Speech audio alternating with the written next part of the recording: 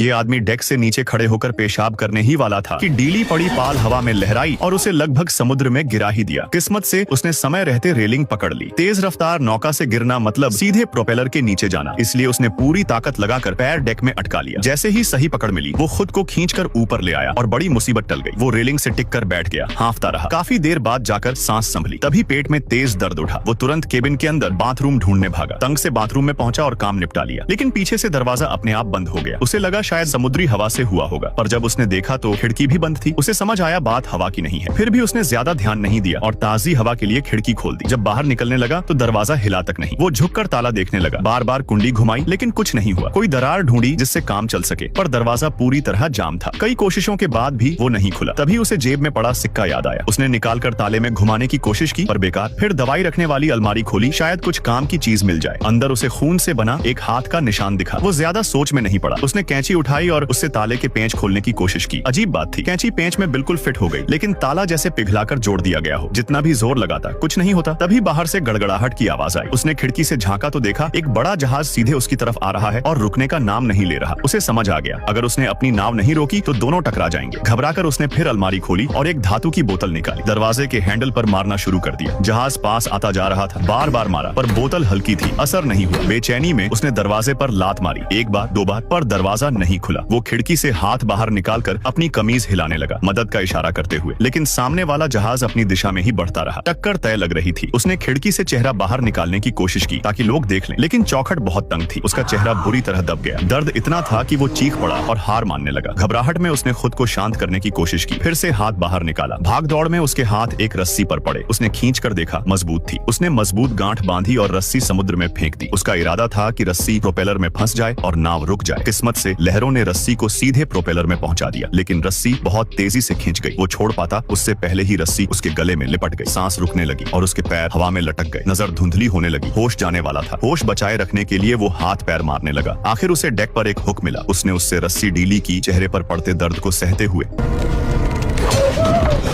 काफी संघर्ष के बाद वो फिर मौत से बच निकला। जमीन पर गिरकर हांफता रहा। जब थोड़ी ताकत लौटी, उसे एहसास हुआ खतरा अभी खत्म नहीं हुआ। रफ्तार की वजह से दोनों नौकाओं में हल्की टक्कर हो चुकी थी। झटके से वो बेहोश हो गया। जब उसे होश आया, दोनों जहाज दूर जा चुके थे। अच्छी बात ये थी कि प्रोपेलर रुक चुका था। बुरी बात ये कि नाव में लंगर नहीं था जो उसे रोक सके। हवा उसे अनजान दिशा में बहाकर ले जा रही थी, और इससे भी बुरी बात, केबिन में बिना वजह पानी रिसना शुरू हो गया था।